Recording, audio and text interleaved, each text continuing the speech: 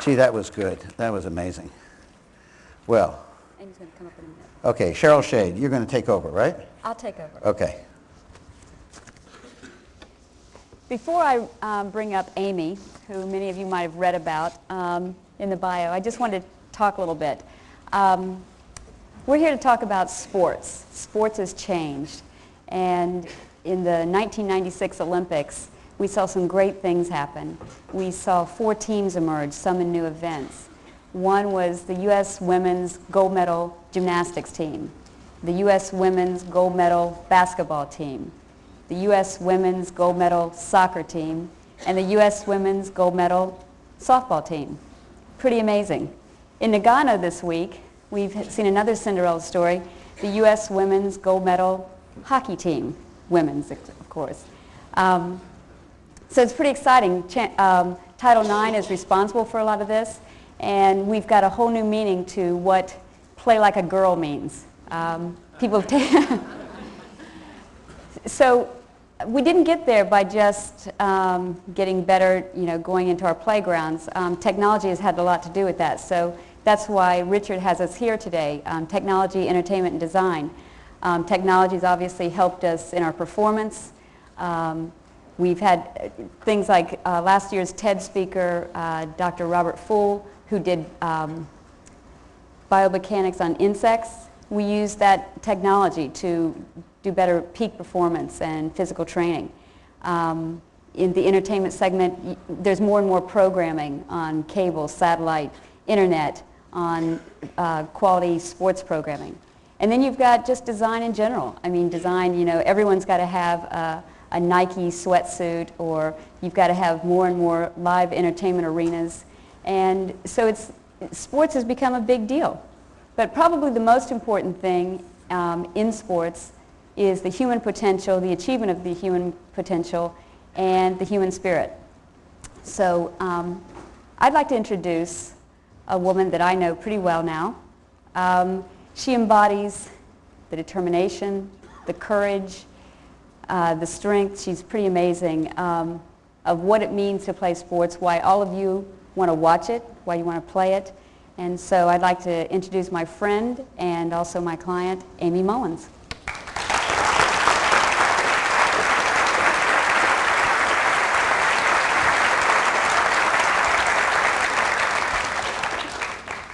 Aimee and I thought, hi Aimee. Hi.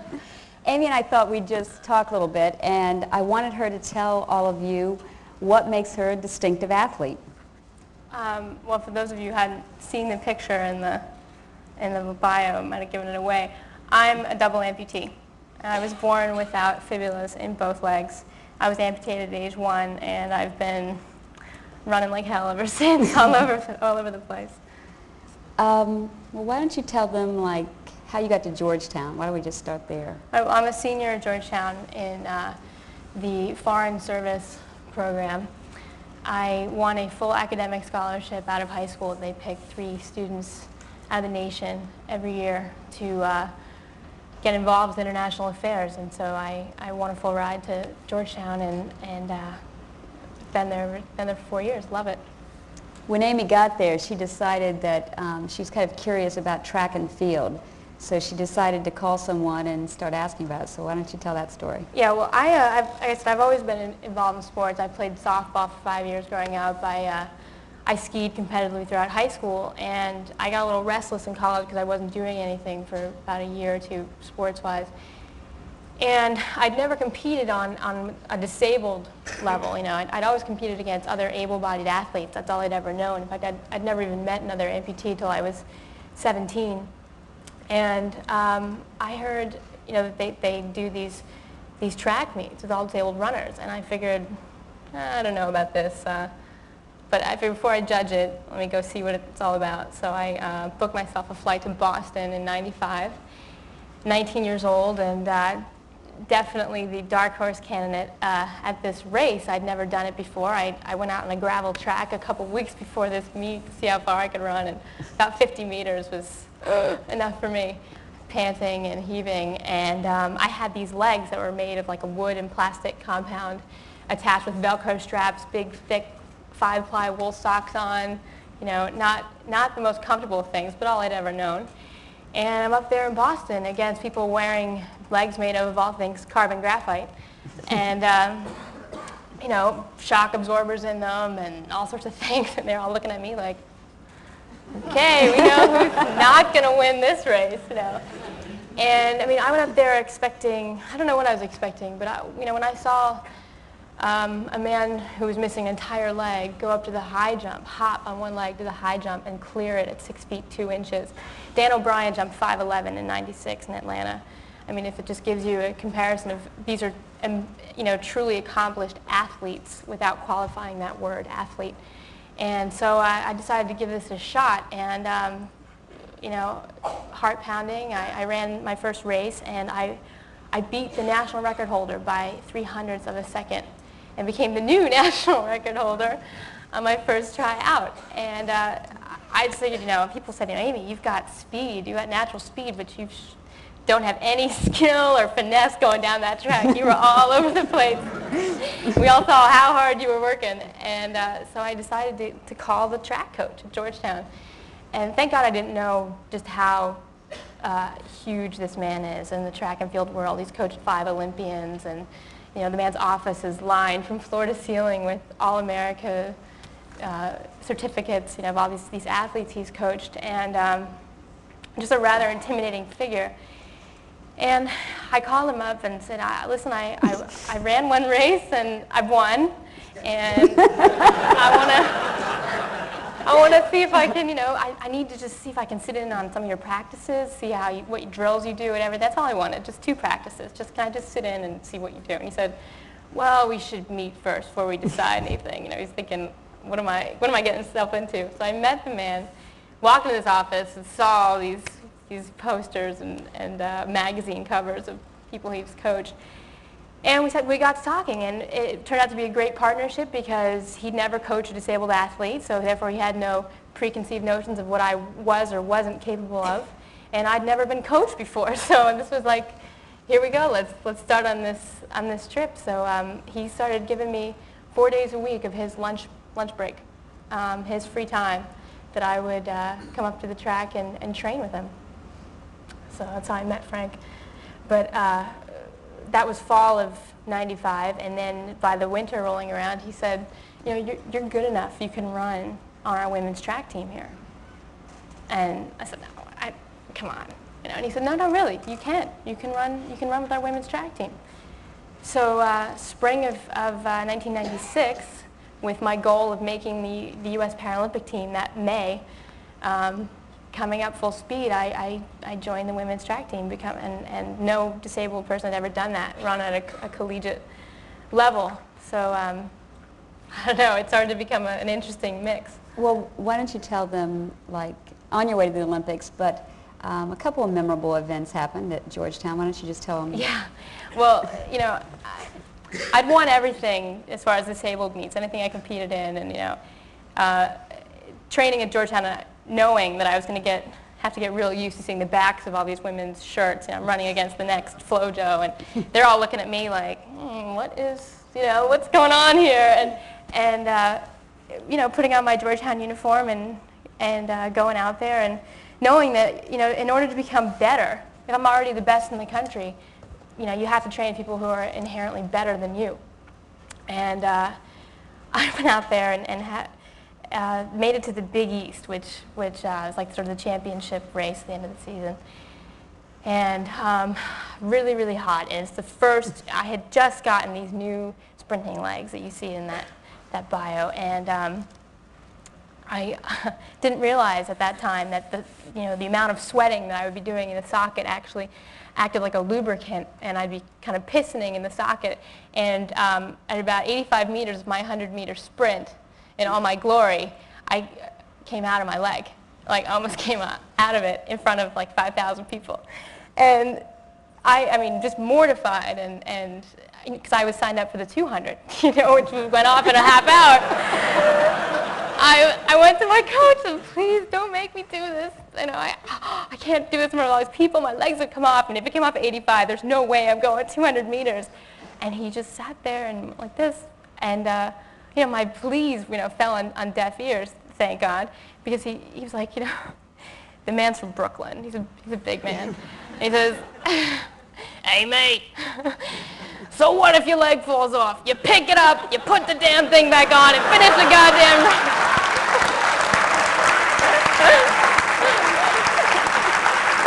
And I did.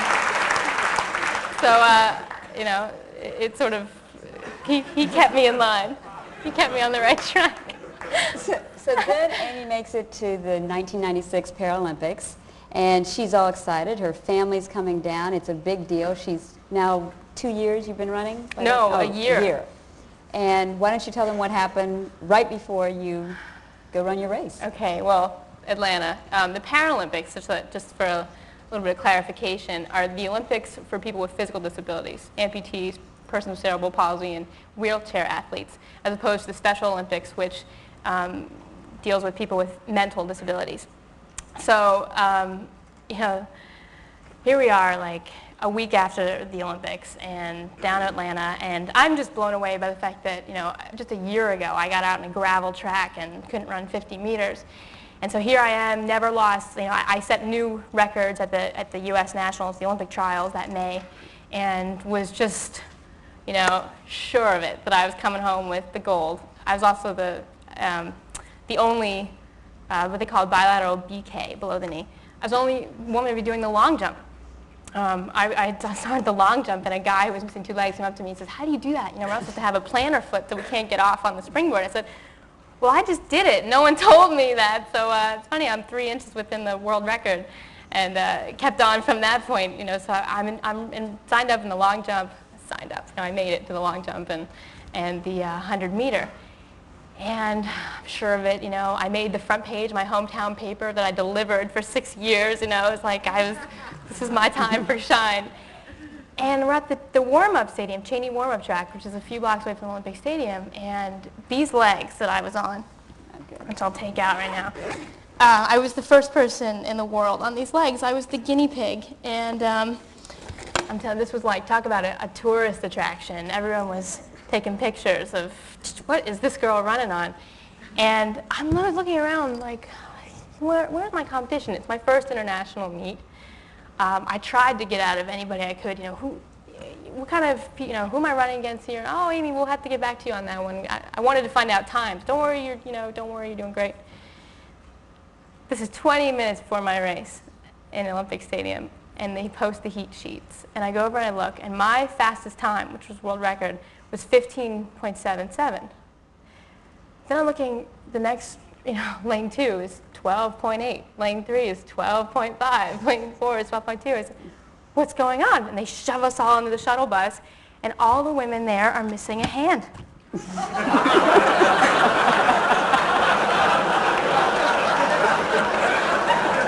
So I'm just like, and they're all looking at me like, which one of these is not like the other, And I'm sitting there like, oh my God. I'd never lost anything, like whether it be this scholarship or, I'd won 5 golds when I skied and everything, I came in first. And Georgetown, that was great, I was losing, but it was the best training because this was Atlanta. But here we are, like, creme de la creme, and there is no doubt about it that I'm going to lose big. And, I just thinking, oh my God, my whole family, got in a van and drove down here from Pennsylvania. And, I was the only female U.S. sprinter. So, they called us out, and, ladies, you have 1 minute. And I remember just putting my blocks in and just feeling horrified because there was this murmur coming over the crowd, like the ones who are close enough to the starting line to see. And I'm like, I know, look, this isn't right. And I figured that's my last card to play here, is at least, if I'm not going to beat these girls, I'm going to mess their heads a little bit, I mean, it was definitely the Rocky IV sensation of me versus Germany and, everyone else, Estonia and Poland was in this heat. And, the gun went off, and all I remember was, finishing last. And, fighting back tears of frustration and incredible, this feeling of just being overwhelmed. And I had to think about, why did I do this? If I'd won everything, and it was like, what was the point? All this training, and I transformed my life. I became a collegiate athlete, became an Olympic athlete. And it made me really think about how, the achievement was getting there. I mean, the fact that I set my sight just a year and 3 months before that on becoming an Olympic athlete and saying, here's my life going in this direction, and I want to take it here for a while. And just seeing how far I could push it, and the fact that I asked for help, how many people jumped on board, how many people gave of their time and their expertise, and their patience to deal with me, and that was like this collective glory, that there was 50 people behind me that had joined in this incredible experience of going to Atlanta. So I mean, I apply this sort of philosophy now to everything I do, about like this sitting back and realizing the progression, like how far you've come at this day to this goal. It's important to focus on a goal, I think, but I'll also recognize the progression on the way there, and how you've grown as a person. That's the achievement, I think. That's the real achievement. Why don't you show them your legs? Oh, sure. Let's. Well, she has more than one set of legs. Yeah, these are my pretty legs. These are no. These are my cosmetic legs, actually, and they're absolutely beautiful. You have to come up and see them. They have hair follicles on them, and I can paint my toenails, and like, seriously, I can wear heels. Like, women, you guys don't understand what that's like, to be able to just go into a shoe store and buy whatever you want. You got to pick your height? I got to pick my height, exactly. Patrick Ewing, who played for Georgetown in the 80s, comes back every summer. And I had incessant fun making fun of him in the training room because he'd come in with foot injuries. I'm like, get it off. Don't worry about it. You can be 8 feet tall. Just take them off. He didn't find it so humorous, but as I did anyway. Okay, now these are my sprinting legs, made of carbon graphite, like I said. And I gotta make sure I got the right socket. Well, I got so many legs in here. Oh. These are, you wanna hold that actually? Yeah. That's my, that's another leg I have for like tennis and softball. It has a shock absorber in it. So it's like, it makes this neat sound when you jump and run around it. All right, and then this is the silicone thing that I roll over, silicone sheath I roll over to keep it on, which when I sweat, I'm pistoning out of it. Are you a different height? In these? In these? I don't know. I don't think so. I don't think so. I might be a little taller. I can put both of them on.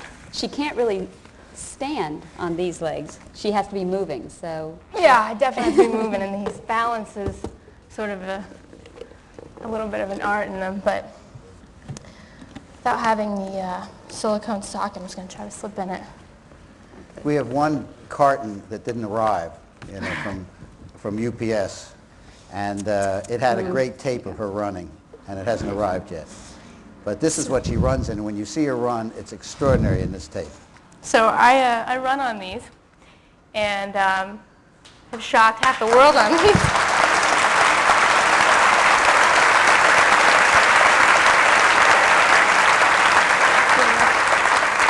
These are supposed to simulate the actual form of a sprinter when they run. If you ever watch a sprinter, the ball of their foot is the only thing that ever hits the track. So when I stand in these legs, my hamstring and my glutes are contracted as I would be had I had feet and were standing on the ball of my feet. So it's a company in San Diego called FlexFoot. And I was the guinea pig, and as I hope to continue to be in every new form of prosthetic limbs that come out. But actually, these, like I said, are still the actual prototype. I need to get some new ones because the last meet I was at, it's like it's come full circle. Aimee and the designer of them will be at TED8 too. Yeah. And we'll talk about the design of them. We'll do that. Yeah, there you go. So So these are the sprint legs, and I put my other And feet tell that I them can. about who designed your other legs. Yeah, and these I got in a place called Bournemouth, England, about 2 hours south of London. And I'm the only person in the United States with these, which is a crime because they are so beautiful. And I don't even mean like because of the toes and everything.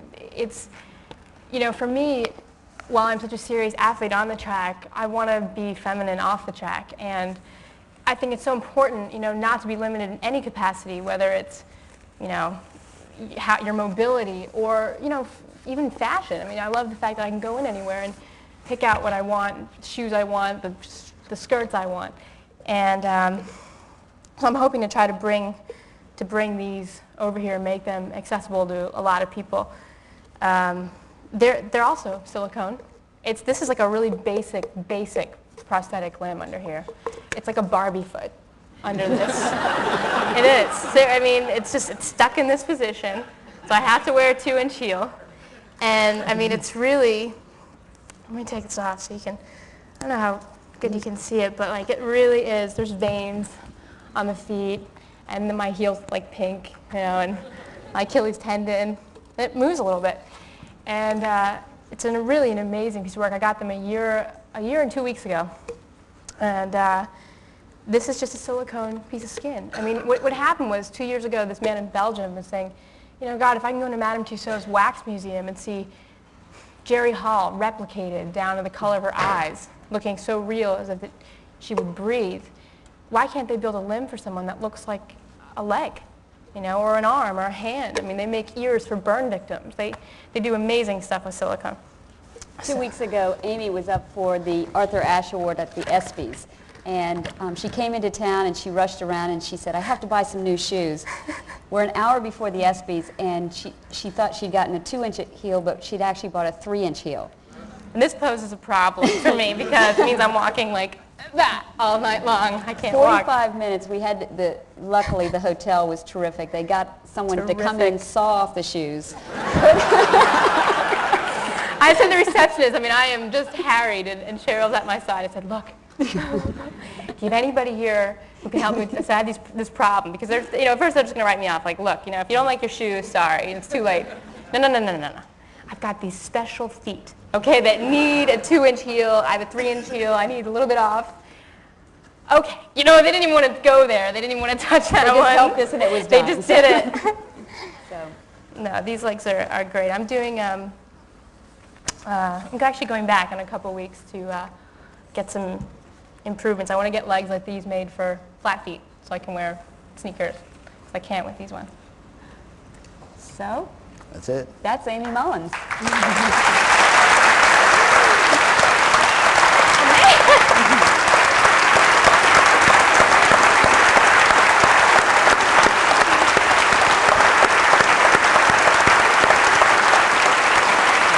I'll help you.